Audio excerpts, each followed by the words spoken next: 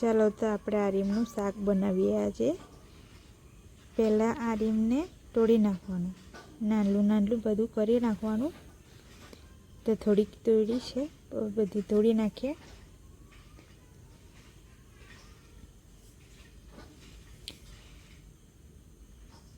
કેટલી લાંબી આ રીમ છે જો. તમે એકવાર જરૂર બનાવજો હા જોઈને. હવે આપણે આંબલીનું ખાટું બનાવીએ. આ મસાલો બધો જોઈ લેવો. હવે આપણે તેલ નાખીએ.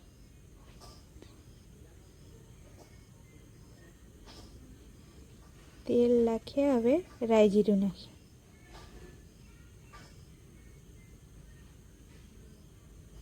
હવે ડુંગળી નાખી દેવાની.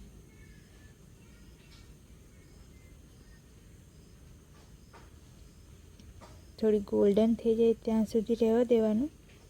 પછી આપણે તેમાં મસાલો એડ કરીએ.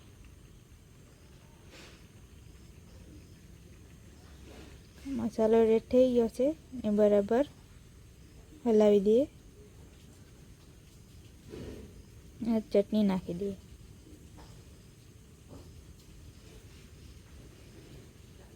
ને થોડી વાર રહે દે, 5 મિનિટ. કેટલું સરસ થઈ ગયું છે જો.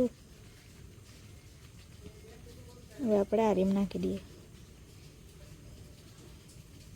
ને સરખું હલાવીને 5 મિનિટ બંધ કરી મૂકીએ.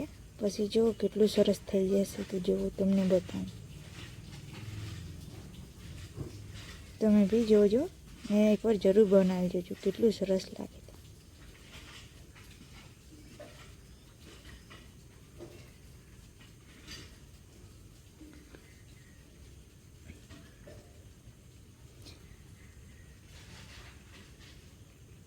હવે આપણે આમાં આંબલીનું ખાટું નાખીએ.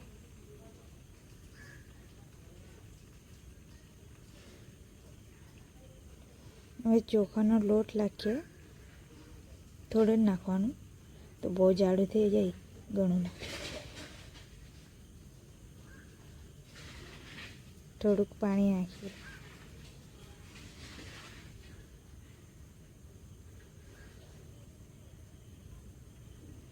જુઓ, આ રીમ આપણી રેડી થઈ જશે. એકવાર જરૂર બનાવજો.